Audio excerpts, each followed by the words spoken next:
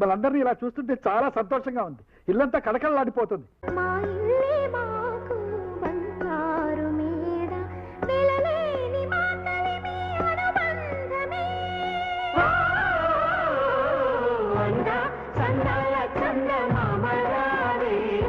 ప్రేమ బంధాల ఏలు చూసిపోవే నీలాల మేఘమాల రావే పొంగిపోయే రాగాల జల్లు చూసిపోవే. మనకిది ఒక ఇల్లే కాదురా సరిగమ పద పాఠశాలన అణువణువును మీటి చూడరా అనుభూతి ధ్వనిస్తుందిరా.